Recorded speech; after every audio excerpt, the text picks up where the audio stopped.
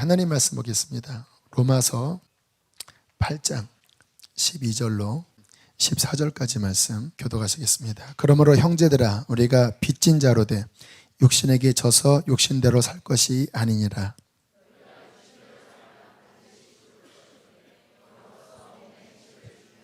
함께 있습니다. 무릇 하나님의 영으로 인도함을 받는 사람은 곧 하나님의 아들이라. 아멘.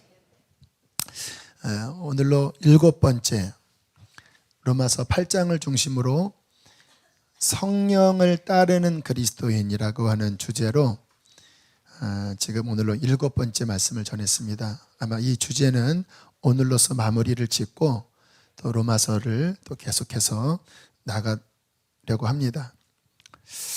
왜 제가 이 같은 주제를 7번이나 했냐면요, 그리스도인이 지금 현재 그리스도인답게 사려면 성령의 인도함을 받는 훈련이 필수입니다.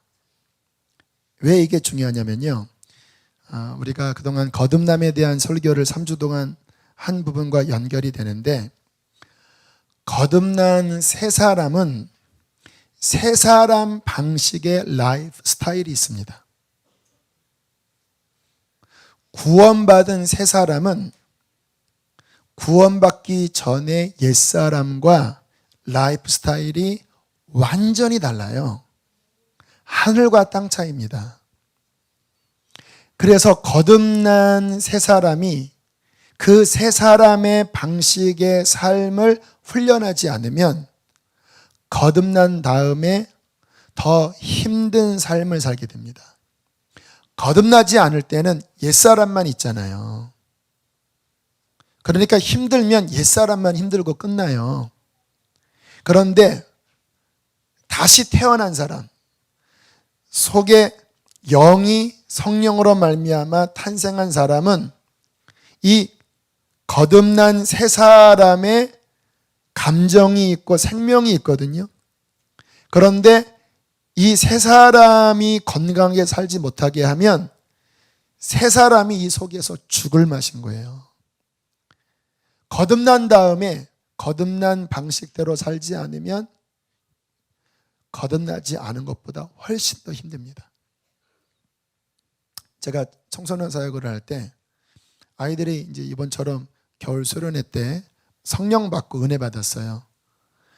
그리고 난 다음에 개학하고 한 몇 주 지난 다음에 애들이 훨씬 힘들어하는 거예요. 막 영적으로 눌리고 막 죄로 말미암아 막 고통당하고. 여러분, 그러므로 거듭난 사람이 성령을 따르는 삶을 배우고 훈련하는 것은 필수입니다. 그래서 지금 7번 어떻게 우리가 성령을 따르는 삶을 사는지 우리가 살펴본 것입니다. 여기 오늘 학생들이 이제 지난주보다 많이 나왔는데 이제 2박 3일 동안 월요일부터 수요일까지 수련회를 했어요. 뭐 했겠습니까? 회개했겠죠. 그리고 찬양도 풍성하게 많이 했고, 말씀도 암송하기도 하고 읽기도 하고, 그리고 뭐 집회가 제가 첫날 집회했는데 3시간 반 집회를 했습니다.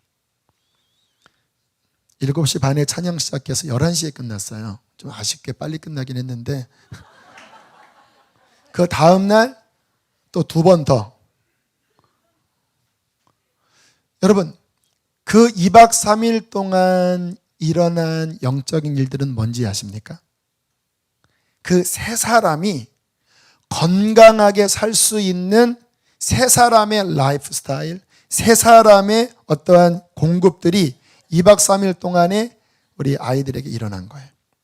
아이들에게 무슨 일이 벌어질까요? 거듭나기도 하고, 옛날에 거듭났다가 이렇게 막혔던 아이들이 뚫어지기도 하고, 말씀과 성령을 통하여, 예배를 통하여 막 영이 활력을 얻기도 하고. 2박 3일 갔다 오니까 벌써 이렇게 많이 나왔잖아요. 그래서 얼굴이 벌써 아까 찬양할 때 보니까 지난주와 확 달라요. 지난주 확 이러고 있었는데 이렇게 하고. 자, 그런데 제가 좀 전에 들은 예화처럼 지난 수요일 날 갔다 온 다음에 그전처럼 기도를 이제 많이 안 하겠죠.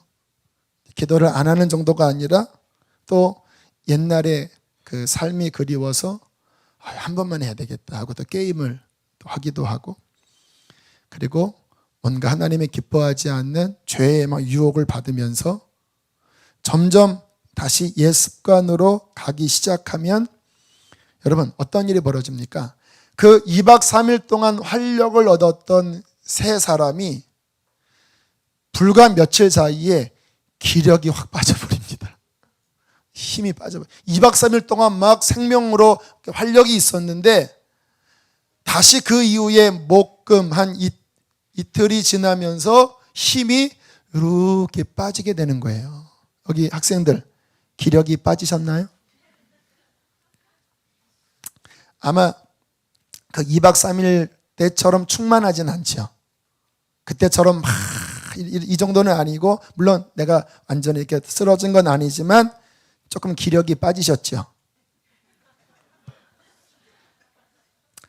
그렇죠.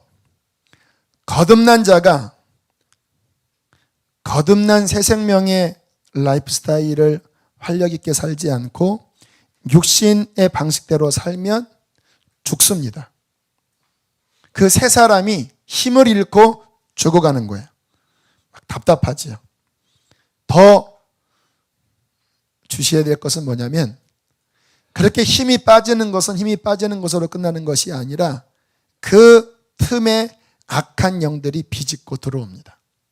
영적 싸움인 겁니다, 이게. 그러니까 영의 눈을 열어보면요, 막 성령 충만할 때 하나님의 영이 나를 씻으시고 사로잡다가 내가 다시 세 사람의 방식대로 살지 못하면 그 틈을 열어준 만큼 악한 영이 들어와요. 여러분, 내가 성령 충만한데 악한 영이 무조건적으로 들어올까요? 못 들어올까요? 못 들어와요. 마귀는 그러한 힘이 없는 자예요. 그러나 악한 영이 들어오는 것은 합법적으로 내가 다시 옛사람의 방식을 통해서 문을 열 때, 내가 문을 열면 악한 영이 들어와서 내 마음을 묶고 하나님께 못 나가도록 눈을 막고 귀를 막고 영을 잠들게 하고, 그리고 계속 죄짓도록 끌면서 그 사람을 어찌하든지 다시 자기 백성 만들고 지옥에 끌고 가려고 온갖 발악을 하는 일들이 벌어진다는 거예요. 그러므로 그리스도인들은 성령을 따르는 훈련을 몸부림치며 하셔야 합니다. 사느냐 죽느냐 하는 마음으로 몸부림치며 성령을 따르는 훈련을 하셔야 돼요. 그래서 로마서 지금 8장에서 멈추고 7번이나 이 부분을 다룬 것입니다. 주께서 감동을 주시면 다시 인터넷을 통해서 다시 한번 반복해서 들어보세요. 늘 비슷한 말씀을 드렸지만 경각심을 가지셔야 돼요.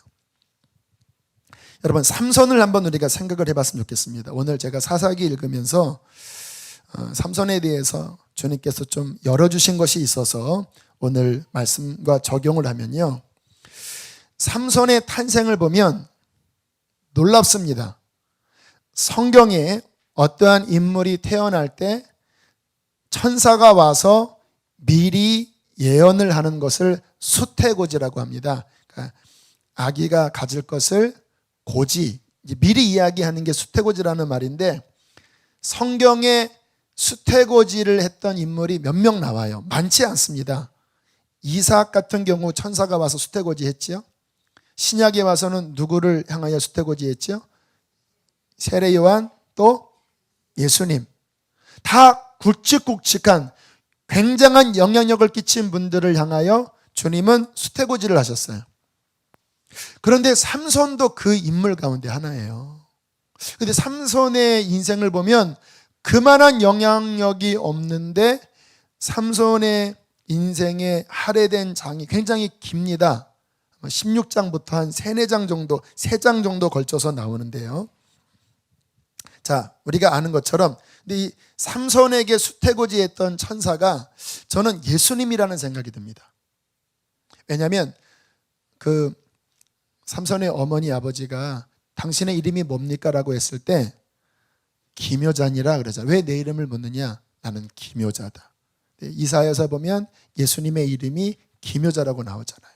그리고 그 천사가 올라간 다음에 그 부모들이 우리가 여호와의 얼굴을 봤다라고 이야기를 하는 것을 보면 주님이 직접 오셔서 예언하신 것 같아요. 자, 이 삼손이 태어났을 때 뭐라고 언지를 두냐면 이 아이는 뱃속에서부터 구별된 아이다. 그렇기 때문에 부모부터도 언약을 지켜야 한다. 보통 아이가 아니기 때문에 나실인의 언약, 구별된 언약을 지켜서 포도나무의 소사는 절대 먹지 말고, 그게 이제 나실인 서약 그런 거 있습니다. 그리고 이 아이가 태어나면 절대로 머리에 칼을 대지 말아라. 그러면 하나님과 이 아이 사이의 언약이 유효해서 내가 놀라운 일을 이룰 것이다. 그렇게 말씀을 하셔서 부모가 그 약속을 신실하게 지켰습니다. 그리고 이 아이도 태어나서 머리를 손대지 않고 그 언약을 신실하게 지켰어요. 자, 그러면서 하나님의 능력이 이 삼손에게 이제 임했죠. 근데 그 삼손에게 임했던 하나님의 능력의 방식은 강력한 파워였습니다. 왜 파워였을까요? 그 당시에 블레셋이 이스라엘을 지배했던 시절에 하나님이 표현하고자 하셨던 능력은 바로 힘이어야 돼, 힘. 적들을 제압하는. 자, 그런데 삼손의 인생을 보면요, 그 하나님의 능력으로 분명히 적들을 제압하긴 했지만 이게 가만히 보면 뭔가 좀 문제가 있어요. 그 방식이 여성 편력, 여성과 결혼하는 방식을 통해서 힘을 써요. 그러니까 뭔가 삼손이 거룩한 그릇이 되어 쓰임받기보다는 머리는 자르지는 않아서 힘은 있었지만 자꾸 이방 여인에게 찝적대면서 내가 결혼할 겁니다. 물론 그 결혼이라고 하는 방식을 통해서 블레셋을 쳐부시긴 했어요. 그런데 가만히 말씀을 보면 삼손 안에 어떤 정욕, 여자를 막 보면서 막 정욕이 일어나고, 그리고 자꾸 그 정욕에 타협하는 모습을 자꾸 갖기 시작해요. 수태고지까지 하면서 하나님이 탄생하게 하신 사람인데 그의 삶의 모습을 보면 영 언밸런스입니다. 제가 그래서 왜 삼손이 이렇게 좀 개판으로 살았는데 왜 이렇게 특별한 출생을 갖게 했을까? 삼손의 모습이요, 이스라엘의 모습입니다. 삼손의 모습이 어쩌면 오늘 우리들의 모습이에요. 우리의 출생은 거룩한 출생입니다. 예수 그리스도의 십자가와 보혜사 성령의 역사를 통하여 우리는 거듭나고 태어났습니다. 그런데 거듭난 우리들이 거듭난 거룩한 방식, 하나님과의 언약 안에 머물러 있지 않고 육신의 방식으로 자꾸 타협하기 시작하면 삼손처럼 된다는 거예요. 삼손이 어떻게 된지 아시죠? 그 육신에 끌려가는 것을 막지 못하고 그렇게 살아가다가 결국은 드릴라를 만나서 언약이 깨지고 머리가 잘려버리고 힘이 다 잃어져 버리고 눈이 뽑혀져 버리잖아요. 이스라엘이 하나님과의 그런 언약의 백성이었는데 이방신의 방식으로 살고 진멸하라고 한 그 가나안 땅의 세속적인 방식으로 살아가다가 북왕국 이스라엘 망해버리고 남왕국 유다도 망해버리잖아요. 동일한 방식으로 오늘날 성령으로 거듭난 자들이 성령의 방식으로 살지 않고 육신의 방식대로 살면 머리 잘리고 눈 뽑히고 힘을 잃어버리게 된다는 거예요. 그러므로 언제나 하나님의 백성은 하나님 백성의 새로운 방식으로 사셔야 합니다. 목숨 걸고 이렇게 살도록 우리는 달려가셔야 되는 거예요. 자, 그 이야기가 로마서 8장의 이야기입니다. 로마서 3장의 십자가의 복음, 4장의 믿음의 복음, 5장의 은혜의 복음, 6장의 십자가, 7장의 율법과 은혜와의 관계를 설명하다가 8장에 들어와서 가르치는 핵심이 무엇이냐? 12절, 13절 다시 한번 보시길 바랍니다. 삼선 기억하면서 보시면 이해가 더 선명하실 겁니다. 12절, 13절 시작.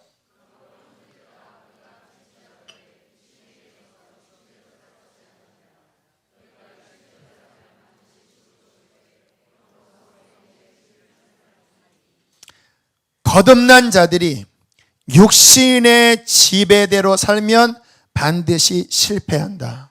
따라하겠습니다. 거듭난 자들이 육신이 지배하는 삶을 살면 반드시 실패한다. 여러분, 이 부분을 마음속에 정말 명확하게 새기셔야 돼요. 왜 이 부분이 중요하냐? 많은 그리스도인들이 거듭난 다음에 그 귀한 생명을 얻은 다음에 다시 옛날의 습성대로 사는 것을 자꾸 방치해버린다는 거예요. 허용한다라는 거예요. 왜? 이 인식이 없기 때문에.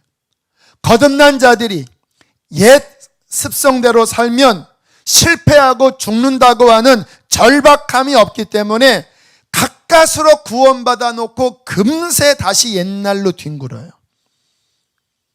얼마나 많은 사람들이 그렇게 살아갑니까? 그런데 성경은 그러한 삶에 대하여 심각하게 경고하고 있습니다. 너희가 육신대로 살면 반드시 죽을 것이로되 영으로서 몸의 행실을 죽여야 너희는 살 수 있다고 말씀을 하시는 것입니다. 왜 그런가? 육신은 언제나 하나님의 반대편에 서 있기 때문에 그래요. 자, 7절, 8절도 한번 읽어보시기 바랍니다. 로마서 8장 7절, 8절 읽습니다. 시작.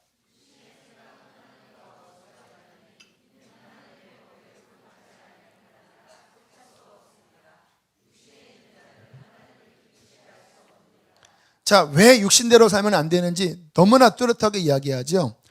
거듭난 새 사람이 있습니다. 그런데 나의 옛사람이 지금 여기 있어요. 이거를 십자가에 못 박지 않고 다시 육신이 지배하게 되면 이 육신의 캐릭터는 하나님과 어떤 상태라고요? 원수라는 거예요.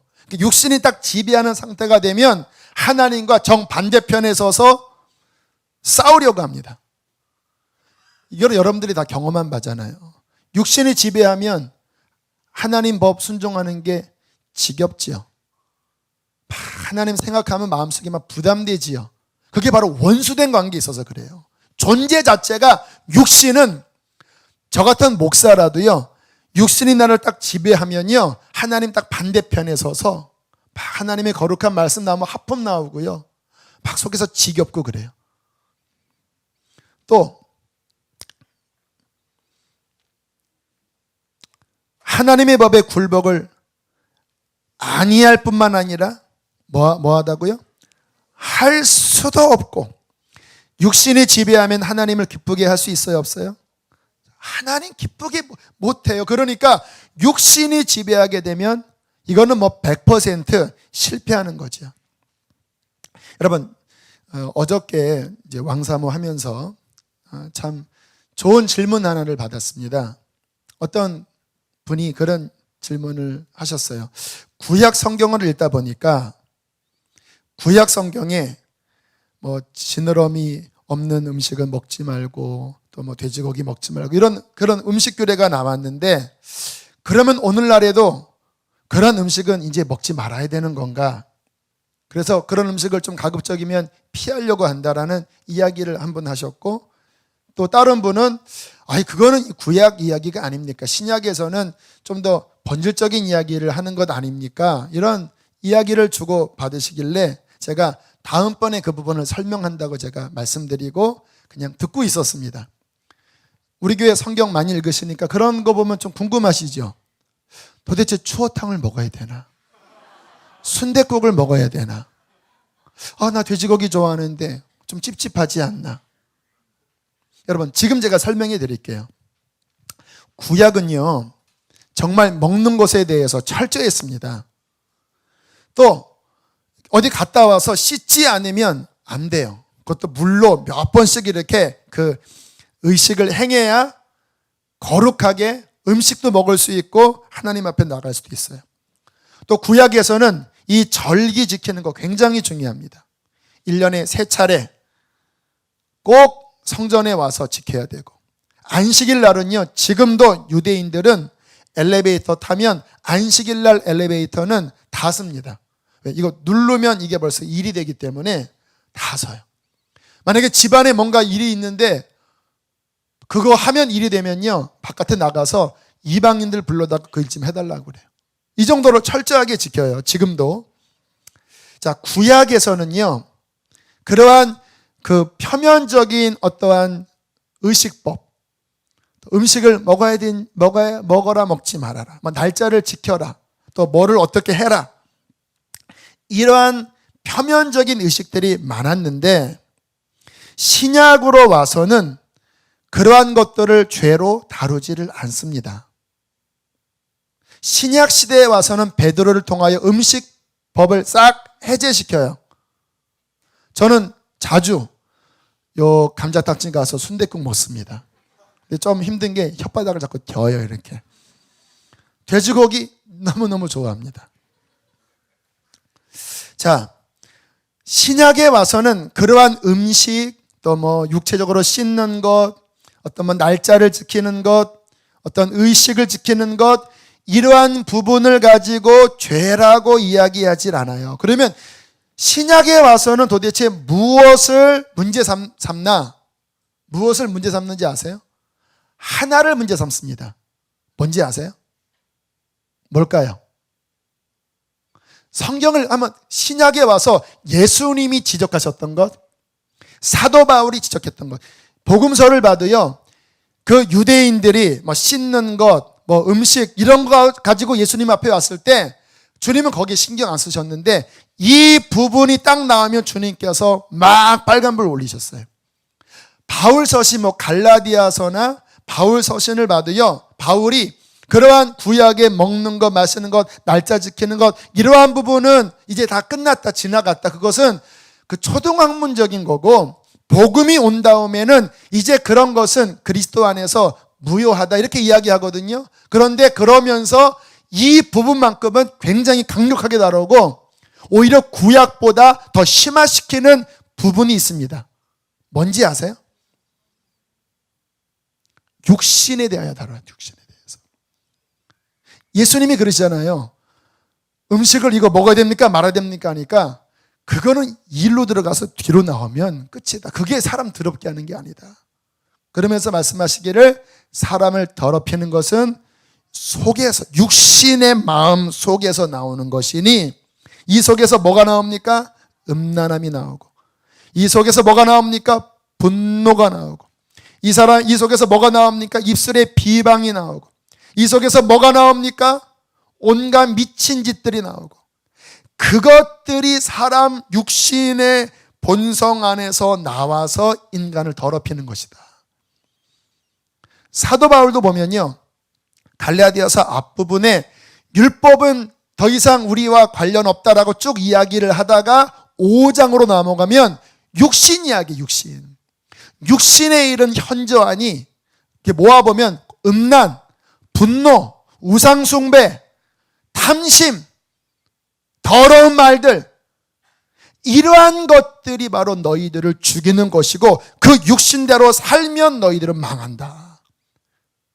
성령의 법을 따르면서 육신을 제어하는 것이 바로 신약 시대의 본질적인 신앙생활의 핵심인 거예요. 오늘도 로마서 8장 전체 이야기가 다른 의식법을 다루는 게 아니라 그 육신을 따라가지 말고 본질적으로 신약의 성도들은 성령을 따라가야 승리한다고 말씀을 하시는 것입니다. 여러분, 자, 저는 오늘 그런 생각을 했어요. 자꾸 이런 비유를 드는 게 저는 저 스스로에 대한 경고기 때문에 그렇게 양해하시기 바랍니다. 왜 기라성 같은 주의 종들이 한때는 불처럼 쓰임받다가 스캔들에 넘어지기도 하고, 돈 때문에 넘어지기도 하고, 명예 때문에 넘어지기도 하고. 요즘 제가 스스로를 굉장히 경계하고 있거든요. 주님께서 올해 제 마음에 주신 경고가 너 교만하지 말아라. 너 교만하지 말아라. 섰다 하면 넘어질까 조심해라. 그래서 지금 1월달 저의 올해 제 스스로의 영적인 경각심은요, 겸손입니다. 겸손. 나도 모르게 쑥 올라갈 수 있잖아요. 절대 작은 성공에 자만하지 말아라. 그리고 요즘 성경 보니까 다 성공하고 넘어져 버리더라고요. 전쟁 이기고 그 다음에 넘어졌더라고요. 굉장히 제가 두려워하고 있는데, 그런저런 생각 때문에 오늘 그 넘어진 분들에 대한 생각을 하면서 제가 깨달아졌어요. 그들이 성령의 지배받을 때는 얼마나 그분들이 신실하게 하나님 앞에 반응했겠습니까? 우리가 생각하는 것 상상을 초월하게 그분들은 헌신적이었습니다. 막 질병을 앓으면서 하나님 앞에 인생을 드리고, 그렇게 성령을 전적으로 따라갔을 때 그분들에게 성령의 능력이 임해서 그분들이 한번 설교를 하면 막 수천 수만 명이 변화가 되고 막 온 열방에 그렇게 귀하게 쓰임 받았는데, 어느 날 점점 성공하고 점점 돈이 들어오고 점점 명예가 올라오면서 그 육신이 자극을 받았겠죠. 왜? 그 성공이 하나님의 영을 따라가는 것을 흐트러뜨리는 충분한 소스가 되잖아요. 그러니까 나도 모르는 사이에 그 육신의 생각, 마귀가 넣어주는 그 미끼들을 하나하나 받아 먹으면서 본인도 모르게 성령을 따랐던 삶에서 슬금슬금 밀어나면서 육신이 지배하기 시작한 거예요. 그러면서 설교도 하고, 그러면서 안수를 하면 병도 나요. 참 이상하지요. 삼손이 그렇게 헤맸을 때도요, 힘이 여전히 살아 있었어요. 근데 미혹입니다. 물론 하나님이 쓰시는 거지만 본인이 점점 육신으로 가는 중에 능력이 나타날 때 속으면 안 돼요. 하나님이 하시는 거지만 경각심을 가져야 되는 거거든요. 그런데 능력이 나타나니까 경각심을 갖지 않고 그냥 점점 뒤로 밀려나다가 육신이 딱 지배하게 되면, 아까 말씀드렸죠, 육신에게서 나오는 열매는 뻔합니다. 음란을 못 이겨요. 왜요? 그 존재 자체가 바로 성향이 그거기 때문에 개가 고양이가 목이 쉬었네. 고양이가 그냥 걔네들은 그냥 본성상 멍멍 야옹야옹 하잖아요. 육신은 본성상 음란하고요, 육신은 본성상 교만하고요, 육신은 본성상 탐욕을 가져요. 열매로 안 나타나도 이미 육신에게 다 잡히면 그게 다 깔려 있는 거예요. 그러다가 딱 기회가 주어질 때 유혹이 확 몰려오면 왜 그러지, 내가 왜 그러지 하다가 그 짓 하는 거예요. 이미 딱 넘어졌는데 이미 열차는 떠나버린 거예요. 그리고 나중에 모든 일이 드러날 때 수치와 부끄러움과 실패가 오잖아요. 제가 스스로를 생각하면서, 만약에 나도 내가 계속 성령 안에 거하는 싸움을 싸우지 않고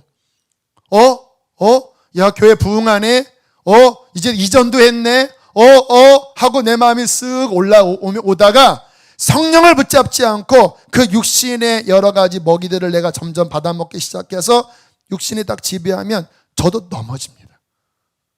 안 넘어질 사람 아무도 없어요. 제 얘기뿐 아니라 여러분 이야기입니다. 은혜 아무리 많이 받으셨어도 여러분이 점점 성령의 지배로부터 멀어져 육신에게 지기 시작하면요, 어쩔 수 없이 그 밭에서 나오는 열매는 죄밖에 안 맺습니다. 교회에서 가면 쓰는 거죠. 그런 척척하면서 사는 거죠. 하지만 하나님께서는 중심을 보시지 않겠습니까? 그러므로 우리 그리스도인의 삶의 1라운드, 첫 번째 전쟁은 뭐냐면 육신이 지배하지 못하는 것에 성공하셔야 합니다. 금요철야라 성령에 이미 거듭남이 있는 분들이기 때문에 제가 이 이야기를 더 깊게 이야기할 수 있을 것 같아요. 신앙의 1라운드는요, 일단 또다시 육신이 나를 지배하려고 할 때 어찌하든지 이것을 이기고 육신이 나를 다시 점령하지 못하도록 하는 것을 막는 것을 우선 승리해야 그 다음으로 나갈 수 있어요. 이거 실패하면 그 다음에는 아무것도 안 돼. 왜? 우리 그리스도인의 삶은요, 결국 성령 안에서 성령이 이끄는 대로 예배하고 성령이 이끄는 대로 봉사하고 성령이 이끄는 대로 살아갈 때 하나님이 원하셨던 그 열매가 맺는 거예요. 성령으로 인도함 받는 것이 아닌 모든 것들은 하나님 보시기에 nothing, 아무것도 아니에요. 설교를 제가 수백 편을 한들, 교회에서 여러분들이 봉사를 아무리 많이 한들 성령의 인도를 통하여 나오는 게 아니라 육신이 나를 지배하는데 육신의 열심으로 나오면요, 하나님께는 하나도 받아들여지는 게 없어요. 이해되세요? 예배조차도요, 성령 안에서 성령이 이끌 때 그게 예배가 되는 거지, 영적으로는 내가 막혔고 육신이 지배한 상태에서 아무리 예배를 드린들 그게 영과 진리 예배가 아닌데 어떻게 드려지겠습니까? 오늘날 많은 교회가 영적으로 잃어버리고 육신이 지배한 상태에서 봉사하고 육신이 지배한 상태에서 예배드리고 육신이 지배한 상태에서 목회하는 경우가 얼마나 많습니까? 수고했다고요? 열심히 했다고요? 하나님 보시기에는 그거는 그냥 그 육신에게, 그러니까 교회 일하다가 시기하고 갈라지고 다투고 확 올라가고, 교회 열심히 하는데 인간의 열매밖에 맺혀지지 않죠. 이스라엘이 그런 식이었잖아요. 여러분, 그리스도인의 1라운드의 싸움은 육신이 나를 다시 지배하지 않도록 그것을 말씀의 권능으로 묶으셔야 합니다. 자, 성경 다시 한번 보세요. 로마서 6장으로 넘어가 보세요. 12절, 13절. 자, 두 절을 읽으시기 바랍니다. 시작. 그러므로 너희는 죄가 너희 죽을 몸을 지배하지 못하게 하여 몸의 사욕을 순종하지 말고, 또한 너희 지체를 불의의 무기로 죄에게 내주지 말고, 오직 너희 자신을 죽은 자 가운데서 다시 살아난 자 같이 하나님께 드리며 너희 지체를 의의 무기로 하나님께 드리라. 할렐루야. 6장은 굉장히 중요합니다. 이 육신을 십자가로 끊어버리고 다시 그 옛날의 죄가 너희의 죽을 몸을 지배하지 못하게 몸의 사욕에 순종하지 말아라. 또 몸의 사욕은 또다시 너를 그 음란으로, 또다시 너를 그 미움과 탐심과 온갖 것으로 다시 끄집어내려고 하는데 거기에 순종하면 잡힌다 이 말이에요. 오늘날 그리스도인들에게 하시는 강력한 경고입니다. 오늘날 많은 그리스도인들은 1라운드부터 전진 못해요. 은혜 받아놓고 다시 금방 육신의 사욕에 다시 꺾여져 버립니다. 너희의 지체를 불의의 무기로 그 육신에게 주지 말고 하나님께 제물로 그냥 온전하게 올려드리라 라고 말씀을 하고 있는 것입니다.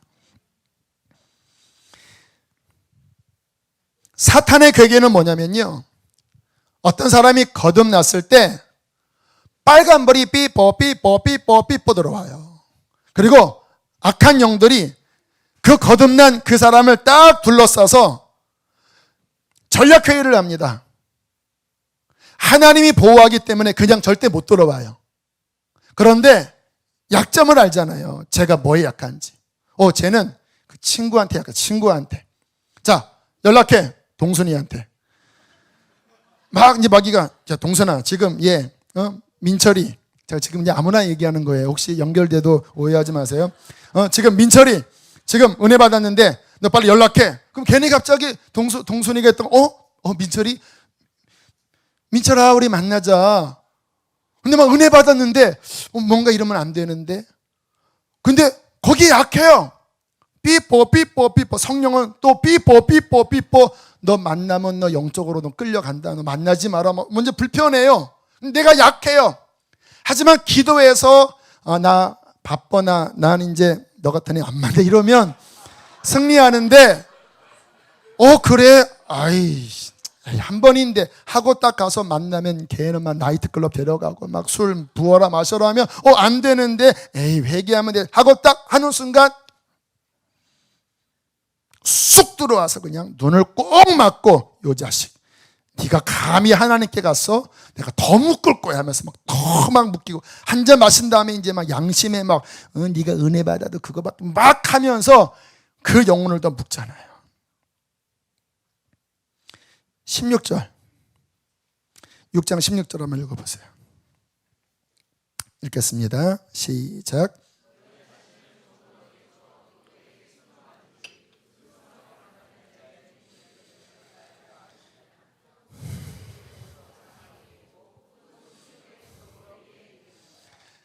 복종하는 쪽에 묶이는 거예요. 하나님께 복종하면 성령에 묶이고 육신에게 복종하면 육신과 악한 영에게 묶여요. 그리스도인들에게 하는 이야기예요. 여러분 6장을 깊이 보셔야 합니다. 그러므로 그리스도인은 혹시나 내가 넘어졌다고 한다면 빨리 다시 회개하셔야 합니다. 연약해서 넘어질 수 있다고 쳐요. 저도 넘어졌었으니까. 그러나 거기에 그 순간에 예수의 피, 주님 다시 저는 주님을 붙잡습니다. 하나님 제가 넘어졌습니다 하지만 주님의 은총을 의지합니다 하면 예수의 능력의 보혈, 하나님의 한량없는 승리의 은혜가 넘어졌어도 다시 그에게 비추고 악한 영이 못 건들게 합니다. 이 훈련하셔야 넘어져도 빨리 일어나서 십자가 붙잡고 보혈 의지하고 또 탁탁탁 털면 마귀가 붙잡아요? 못 붙잡아요? 못 붙잡아요. 마귀는 그 정도의 권한이 없어요. 본인이 딱 넘어지고 포기해버리니까 묶여지는 거죠. 17절 18절 한번 보세요. 17절 18절 읽겠습니다. 시작. 하나님께 감사하리로다. 너희가 본래 죄의 종이더니 너희에게 전하여 준 바 교훈의 본을 마음으로 순종하여 죄로부터 해방되어 의에게 종이 되었느니라. 할렐루야. 전에는 여기에 마귀의 종이었는데 왜? 거기에 복종했기 때문에 이제는 주님의 진리와 거룩한 교훈을 마음을 다하여 순종하고 그의 한량없는 은총을 힘입어 그의 보혈과 성령이 역사하여 이제는 의의 종이 되어 하나님의 거룩한 길을 따르고 열매 맺는 거룩한 백성으로 변화됐다라는 거예요. 성령이 나를 지배하는 삶을 계속 살아갈 때 우리는 이 아름다운 열매를 맺는 것입니다. 죄의 싹은 사망이요 하나님의 은사는 우리 주 예수 그리스도 안에 있는 영생. 내가 육신에게 묶여 육신이 나를 지배하여 죄 가운데로 살아가면 사망, 정령 죽습니다. 거듭나서도 정령.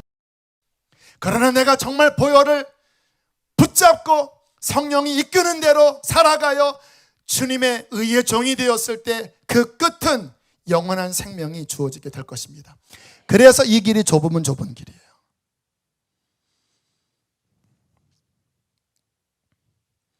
우리 그리스도인은 바로 이 옛사람과의 전투 1라운드, 옛사람이 지배하지 못하게 하는 이 일에 성공하셔야 합니다. 이게 1라운드예요.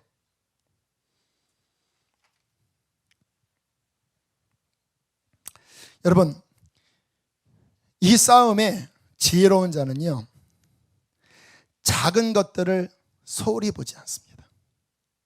여러분, 마귀가 아까 전략해야 한다 그랬잖아요. 우리가 다가올 때 큰 유혹을 가지고 올까요? 작은 미끼를 던질까요? 아주 작은 미끼를 던집니다. 그런데 미끼라는 데 여러분들이 관심을 가지셔야 돼요. 그게 뿌리가 아무리 작지만 뿌리가 육신을 자극해요. 언제나 실패는 그 작은 거를 먹으면서 큰 거로 가는 거예요.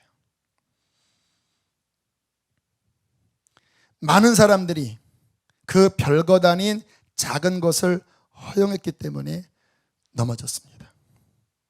삼손이 이 정도쯤이야, 괜찮은데 하다가 결국 머리까지 잘라버린 거예요.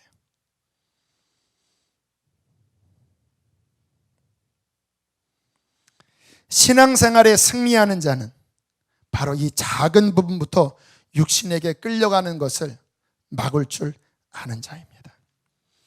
갔어도, 혹시 내가 한 발짝 갔어도 그 순간에 벌써 이게 감이 오거든요. 여러분, 육신은요, 거듭난 사람은 그 느낌을 알아요. 갑자기 영이 힘이 쭉 빠지고요, 내가 육신의 발걸음을 내디디면 갑자기 그 옛사람의 육신이 싹 올라와요. 내 그 새 사람은 힘이 쭉 빠져요. 내가 어떤 말을 했는데 그런데 영적으로 푹 약해지고, 내가 말을 하는데 옛사람이 강화돼요. 승리하는 사람은 그 순간 멈춥니다. 이거 아니네. 주님, 잘못했습니다. 주님, 제가 잘못 말했습니다. 주님, 그거 아닙니다. 빨리 털어보셔야 돼요. 빨리 보혈로 씻고. 빨리 회복 안 돼요. 그 순간에 회복이 안 되지만, 그래도 그 순간에 이거 아니구나, 이거 육신이구나, 그 순간 깨닫고 막 돌이키면, 넘어지는 거는 쉽게 넘어져도 일어나는 거는 시간이 오래 걸리거든요. 하지만 그거를 하는 사람들은 점점 견고하게 섭니다. 자, 2라운드. 자, 내가 육신에 넘어지는 것을 이제 잘 막기 시작했어요. 아마 이 훈련하기까지 제대로 된 길을 걷는 사람들도 꽤 오래 걸릴 거예요. 자주 넘어졌지만 또다시 깨어나고 일어나고 해서 이제 내 삶에 이런 유혹이 와도 이제 분별도 되고, 이제 내가 많이 넘어지지 않을 정도로 됐어요. 그 다음에 2라운드는 뭐냐? 따라하겠습니다. 영을 강화해야 한다. 자, 쉽게 생각을 해보세요. 여러분, 주님을 따르는 주체는 세 사람이라고 그랬죠. 여러분, 그 세 사람이 하나님의 음성도 듣고, 그 세 사람이 하나님의 법에 순종하기를 원하고, 그 세 사람이 하나님을 사랑하고, 그 세 사람이 성령과 교통하는 자가 그 세 사람이에요. 그러니까 우리가 거듭났다라고 하는 것은 참 큰 축복입니다. 거듭나지 않은 상태에서는 하나님 못 섬깁니다. 왜? 하나님 섬길 주체가 없어요. 옛사람 가지고 안 돼요. 해봤자 종교입니다. 그런데 거듭났을 때 그 거듭난 세 사람은 하나님의 형상대로 지음받았기 때문에 그 존재 자체가 거룩을 추구해요. 죄를 지으면 막 싫어해요. 그런데 문제는 뭐냐면, 거듭났긴 났는데 얘가 비리비리한 거예요. 오히려 옛사람은 아직 힘이 남아서 딱 하면 2도 박근, 3도 박근, 아직 괜찮아요. 근데 거듭났는데 물론 그 아래 은혜가 거하긴 하지만 아직 애기예요. 그러면 얘가 얘를 핍박하기 시작합니다. 그래서 성경에 육체로 난 자가 약속으로 난 아들을 핍박했다고 그랬잖아요. 이스마엘이 이삭을 핍박한 걸 비유적으로 보면 그 얘기입니다. 옛사람이 새 사람을 핍박해요.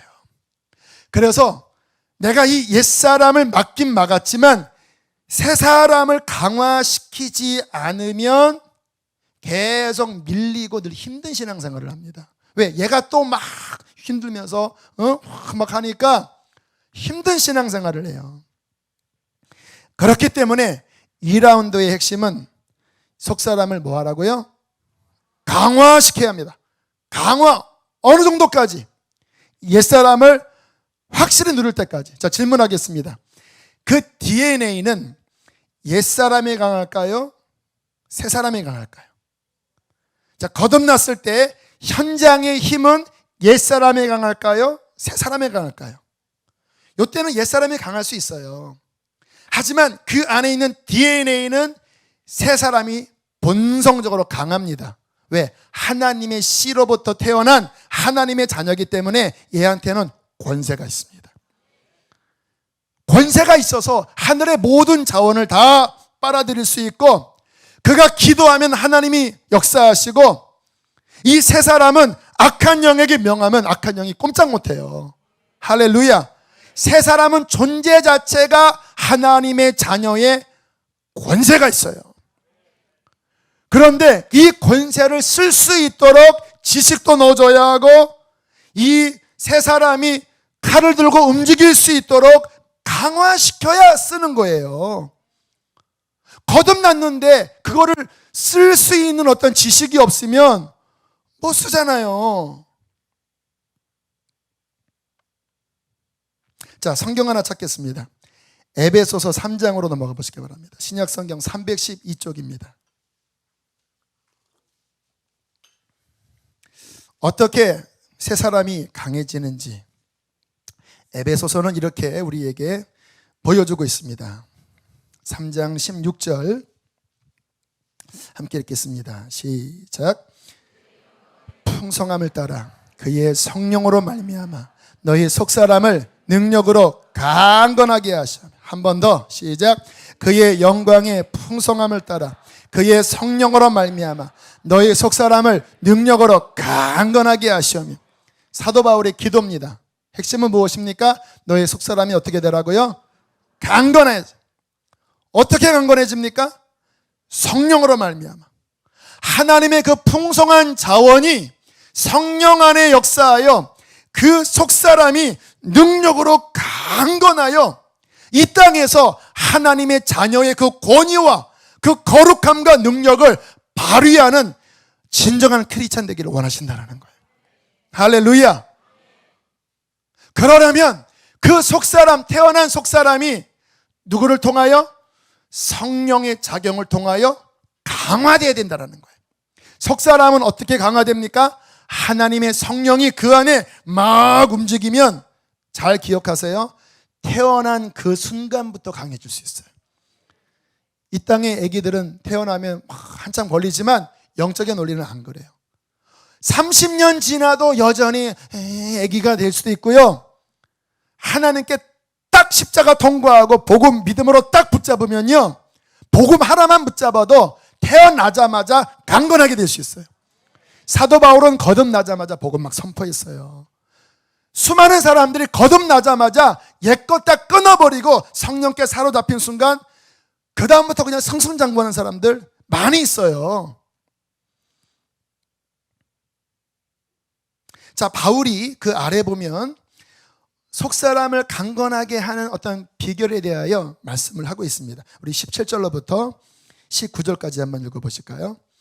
시작. 믿음으로 말미암아 그리스도께서 너희 마음에 계시게 하시었고 너희가 사랑 가운데서 뿌리가 박히고 터가 굳어져서 능히 모든 성도와 함께 지식에 넘치는 그리스도의 사랑을 알고 그 너비와 길이와 높이와 깊이가 어떠함을 깨달아 하나님의 모든 충만하신 것으로 너희에게 충만하게 하시기를 구하노라. 너희 속사람이 어떻게 강해지냐? 단어, 중요한 단어 하나가 있습니다. 충만, fullness. 에베소서의 키워드 가운데 하나가 충만입니다. 충만. 에베소서에 보면 충만이라는 단어가 굉장히 많이 나와요. 어떻게 강건해지냐? 주의 성령의 은혜가, 성령 안에 그리스도의 사랑이 이 영혼 안에 충만하게 될 때 그 충만한 주님의 성령이 속사람을 강화시킵니다. 충만하지 않으면 영이 비리비리한데 충만함 가운데 거할 때 성령이 그 능력으로 속사람을 강화시킵니다. 그 강화된 속사람은 옛사람을 이기고 사탄도 이기고 세상도 이기고 승리자가 돼요. 그러려면 하나님의 충만한 그 생명력이 우리 안에 부어져야 된다는 거예요. 비유를 들겠습니다. 충만함과 비충만함에 대한 비유. 목이 말라요. 목이 말라. 다 들어갈 것 같은 사막에서 너무 목이 말라요. 물을 만났어요. 와, 이제 살았잖아요. 물을 어떻게 먹었냐? 와, 물 한 방울, 한 방울. 됐다. 안 됐습니다. 한 방을 마시면 안 되죠. 막 해가 될 때까지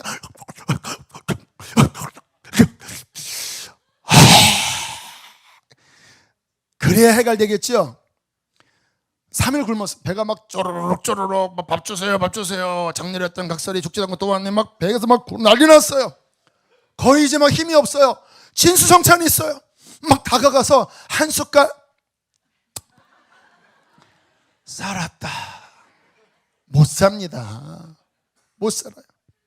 건강하고 싶어요. 이제 몸짱 하고 싶어요. 그래서 헬스 끊었습니다. PT 퍼스널 트레이닝 끊었어요. 그래서 5kg짜리 아령 한번 이렇게 하고 씻고 가요. 이렇게. 절대 몸짱 안 됩니다. 여러분, 운동하는 것, 물 마시는 것, 음식 먹는 것 다 그 자체로 문제가 없어요. 그런데 왜 그에게 해결을 못 줬을까요? 부족 때문에. 충만하게 먹고 마시고 충만하게 운동해야 그 충만함이 강건하고 살리는 건데, 충만한 힘이 100인데 한 5만 해놓고 그리고 됐다라고 하면 어떻게 강해져요? 우리의 신앙도 마찬가지예요. 한번 잘 생각을 해보세요. 여러분들이 웃으셨는데 여기는 많이 안 그리라 싶은데, 지금 현대 크리스찬들이 얼마나 수준이 낮은 거 아세요, 여러분? 초대교회는 이렇지 않았어요. 이 수준이 아니었어요. 우리나라 옛날도 이러한 수준이. 요즘 저희 교회 한 1시간 반밖에 예배 안 드리는데 주일날 그거 길다고 막 그런 분들 막 계신다고 그래요. 난 이해가 안 돼.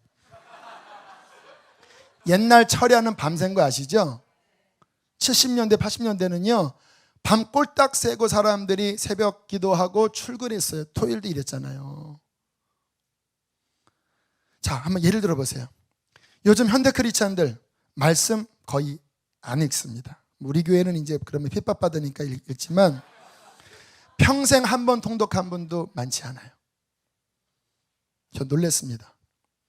여러분, 우리의 영의 양식은 말씀이라고 그랬죠? 그리스도인은 뭘로 살아야 돼요? 말씀으로 살아야 되죠? 그런데 얼마큼 먹는지 한번 알려드릴까요? 일주일에 주일 설교 우리 교회로도 한 4, 50분 하죠. 보통 교회는 한 30분. 그것도 그 안에 정말 말씀의 양질이 많이도 없어요. 그냥 이렇게 막 물 타고 못 타고 해서 아주 먹기 좋게 조미료 좀 타갖고 그냥 웬만하면 들어도 그냥 부담 없을, 그냥 여러분 힘냈어요. 여러분 위로받으세요. 여러분 그런 어떤 그냥 설탕 많이 탄 그런 예화 많이 들어가고 말씀은 몇 절 들어가 그거 그냥 이렇게 먹고 그리고 일주일을 산다라니까. 일주일을 못 살아요. 못 살아. 어떻게 그거 먹고 어떻게 살아요? 또 조금 충만한 은혜 받은 사람들은 매일 이 큐티를 한다고 합니다. 큐티가 양이 얼마큼입니까? 보통 한 20절 정도 되나요?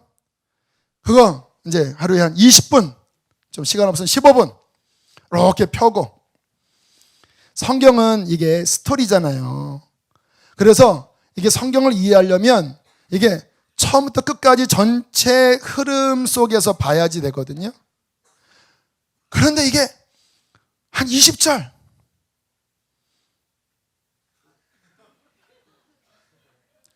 앞이 뭔지 뒤이 뭔지 잘 몰라요. 그저 어떻게 해석하면 내 삶에 뭔가 연결점만 찾아요.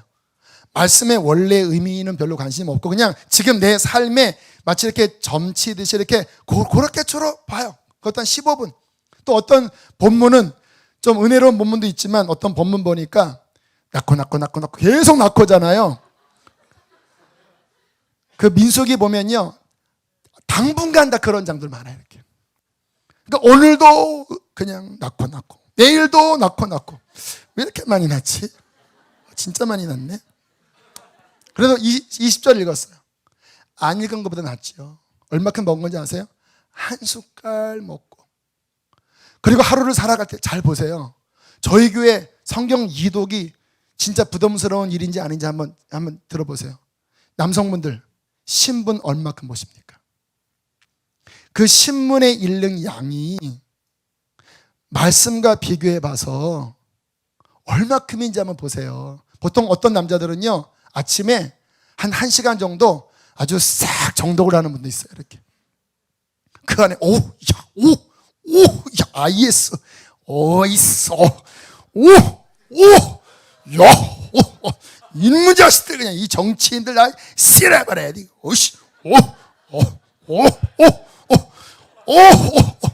한 시간. 젊은 분들, 인터넷 얼마나 보십니까? 인터넷 뉴스 얼마나 보세요? 탁탁탁탁, 탁탁, 축구,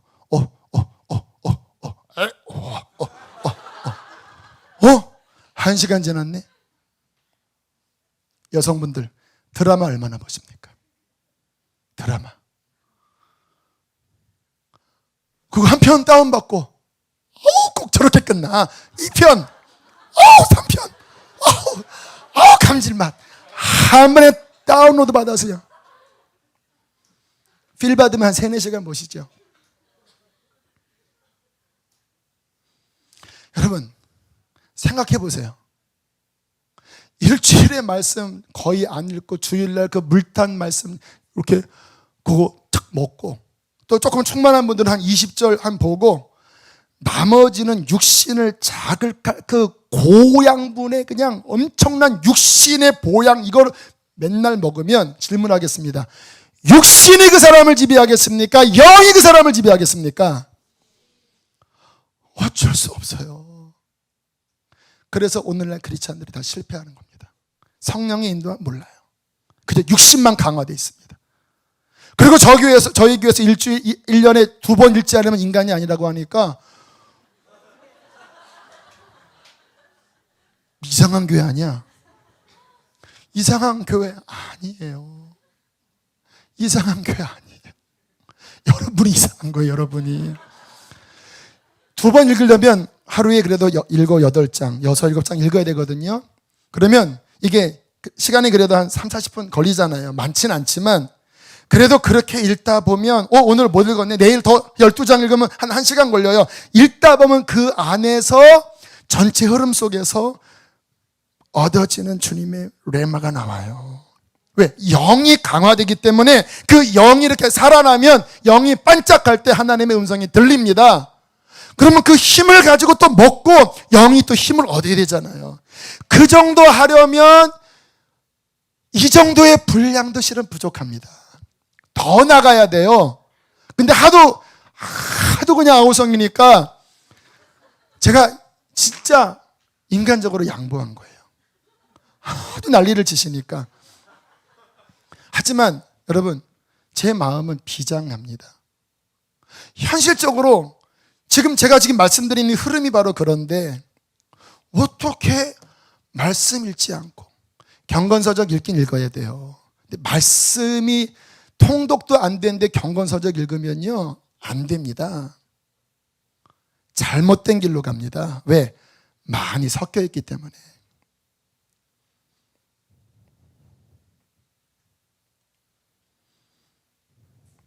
기도도 한번 보세요. 기도. 여러분, 그리스도인의 영적인 활동은 기도입니다. 하나님을 어디서 만납니까? 기도할 때. 말씀이 채워지고 그 말씀으로 기도할 때 진리가 성령 안에서 비로소 소화됩니다. 기도하지 않고 성경 지식으로 읽으면요, 저희 교회에서 성경 읽기 강조하는 게 지식 이야기하는 거 아니에요. 지식으로 읽으면 3-4번 읽으면 읽기 싫어요. 저는 지식으로 안 읽어요. 제 영의 활동으로 그 말씀을 날마다 밥 먹듯이 먹어요. 근데 기도 안 해요. 기도. 하루에 10분도 기도하지 않은 분들 여기 혹시 계시나요? 영이 움직이지 않아요. 혹시 제가 핍박하니까 말씀을 읽을지 몰라요. 하지만 영이 움직이지 않은 가운데 있는 말씀은 머리로 들어갑니다. 영이 기도를 통해서 활력 읽을 때 말씀은 영으로 들어옵니다. 살리는 것은 영으로 먹어야 살아요. 왜 말씀 읽을 때 막 영이 막 은혜 받을 때가 그 영이 먹는 거거든요. 근데 머리로 이게 뭐지? 막 머리로 이게 뭐지? 전혀 내 영의 움직임 없이 머리를 읽으면요, 유럽은 성경 연구하고 성경을 버렸습니다. 앞뒤가 안 맞네 그러면서. 왜? 이성으로 보니까. 여러분, 그리스도인이 그 영의 활동인 기도가 활력 있어야 영이 강화돼요. 제가 오늘 이 자리에 서기 위하여 제가 여러분의 영을 자극시켜야 되잖아요. 새벽부터, 정말 새벽부터 기도하고 올라가서 성경 보고 막 너무 피곤해서 좀 누워있다가 한 10분 지나면 눈이 번쩍 떠서 또 성경 보고 기도하고 저녁까지 계속 성경 보고 기도하고. 주님, 왜? 영적으로 일으켜야 여러분들을 살리니까. 제가 영적으로 힘이 없는데 어떻게 여러분의 영을 건드려요? 그러니까 또 기도하고. 오늘 저녁 7시에 교육자 기도하러 갔는데 이제 힘이 없는 거예요, 힘이. 제가 그랬습니다. 오늘 하루 종일 이렇게 하고 여기까지 왔는데 참 이거 맡기고 싶다고. 그리고 다시 기도해야 하는데 막 은혜가 임해서 눈물 많이 흘리면서 다시 기도했습니다. 그리고 8시 한 22분까지 마지막 달려가고 3분 한 2분 하고 있다가 내려온 거예요. 사랑하는 교우 여러분, 그렇다고 지금 이야기하고 있습니다. 오직 열렬한 기도, 어느 한 수준을 넘어가는 기도. 마치 내가 이렇게 운동을 하면 요 정도 이제 운동 되네. 내가 이렇게 밥을 먹으면 이제 좀 양이 차네. 그 수준을 넘어서는 그 충만이라고 하는 단어는 다 개별적으로 달라요. 충만한, 이미 그 그릇이 넓어진 사람은요, 한 1시간에도 충만하지 않고요, 좀 초신자들은 한 15분만 해도 충만해질 수 있어요. 그릇이 요만하면 금방 이만한 사람들은 그런 거 채워도 안 채워져요. 양은 절대평가는 얘가 더 많은데 이 넘치는 거는 그릇이 넓혀져 있는 거예요. 이 사람은 그만한 영적 권위가 더 많은 거예요. 충만의 기준은 다 다르지만 중요한 것은 내 그릇이 크든 작든 그 그릇을 넘어서는 기도와 넘어서는 말씀이 있으셔야 합니다. 여러분이 한 주를 살아가면서 얼마나 넘어서는 기도하셨습니까? 한 주를 사시면서 얼마나 넘어서는 말씀을 하셨어요? 저 같은 경우 말씀 읽을 때요, 막 눈에 안 들어오고 막 피곤하고 하는 것을 또 막 정신 차리고 그렇게 읽다가 넘어서면 막 은혜가 임해요. 요즘은요, 하나님이 지혜 주셔서 한 8장 읽고요, 그 다음에 운동하러 갈 때 귀에 그 낭독 성경 딱 듣고 가니까 딱이에요, 딱. 그냥 낭독만 들을 때는 잘 안 들어왔거든요.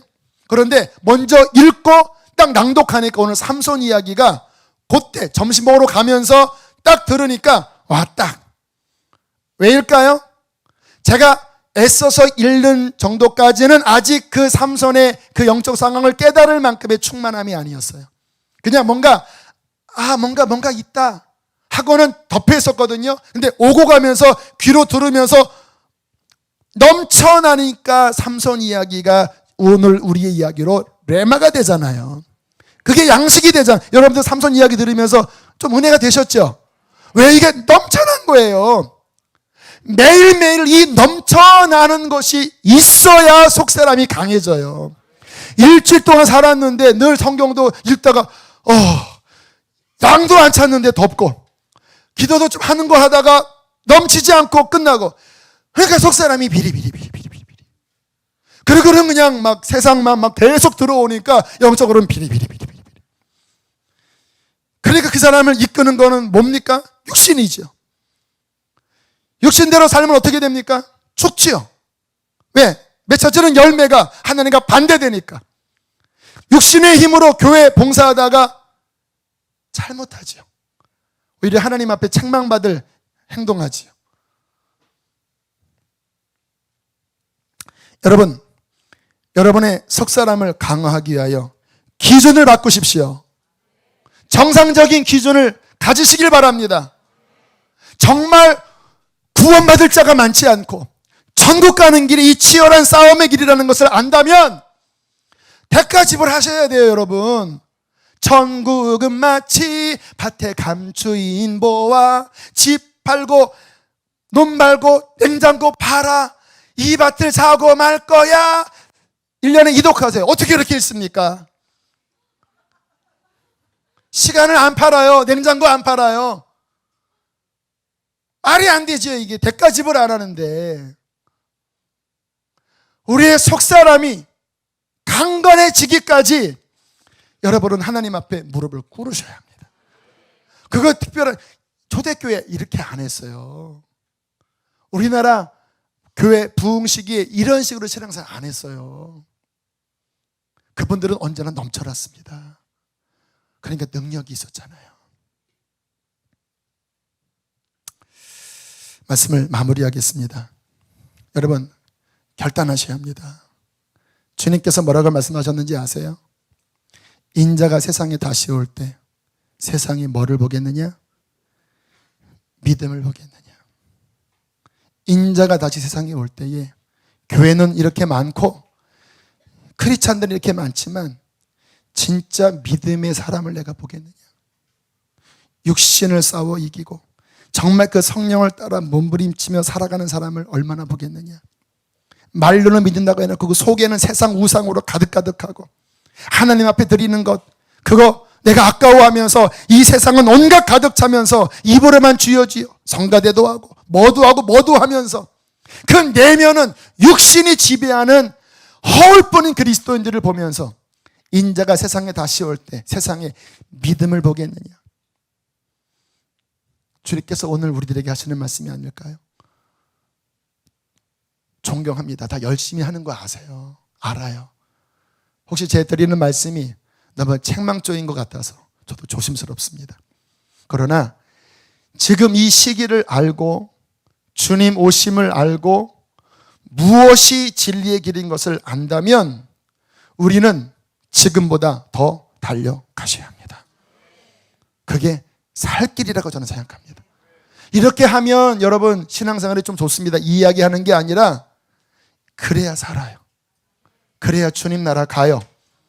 오늘 밤에 여러분의 육신을 파쇄하고 여러분 안에 영이 말씀과 기도를 통하여 더 강화되기를 주의 이름으로 축복합니다. 우리 찬양단 나오시길 바랍니다. 우리 천국은 마치 우리 F코드 한 코드 좀 낮추고요. 우리 천국은 마치로 이 잔을 고백하면서 정말 하나님 내가 갑집을 하겠습니다. 다 팔아서 주님 내가 주님과 함께 동행하겠습니다. 이렇게 고백합시다. 천국은 마치 밭에 감추인 보화 땅속에 묻힌 아무도 모르는 보석. 천국은 마치 밭에 감추인 보화 땅속에 묻힌 아무도 모르는 보석이라네. 그 보석 발견한 사람은 발견한 사람은 기뻐 뛰며 집에 돌아가. 집 팔고 땅 팔고 냉장고 팔아 기어 익은 밭을 사고 말 거야. 천국은 마치 밭에 감추인 보화 땅속에 보석입니다. 다 팔아서 사십시다. 천국은 마치 밭에 감추인 보화 땅속에 묻힌 아무도 모르는 보석이라네. 그 밭을 발견한 사람은 보석 발견한 사람은 기뻐 뛰며 집에 돌아가. 집 팔고 땅 팔고 냉장고 팔아 기어이 다 팔아서 갑시다. 천국은 마치 밭에 감추인 보화 땅속에 묻힌 아무도 모르는 보석 천국은 마치 밭에 감추인 보화 땅 속에 묻힌 아무도 모르는 한 번 더 고백합시다. 그 밭 발견한 사람은 그 보석 발견한 기뻐 뛰며 집에 천국을 발견했습니다. 집 팔고 땅 팔고 냉장고 팔아 기어이 그 밭에 살 거야. 아멘. 천국은 마치 우리 삽시다. 청년을 다하여 삽시다. 땅 속에 묻힌 아무도 모르는 보석 천국은 마치 밭에 감추인 보화 땅 속에 묻힌 불을 꺼주세요. 아무도 모르는 보석 내가 원하는 한 가지 내가 원하는 한 가지 주님의 기쁨이 되는 것 내가 원하는 한 가지 주님의 기쁨이 할렐루야. 한 번 더 내가 원하는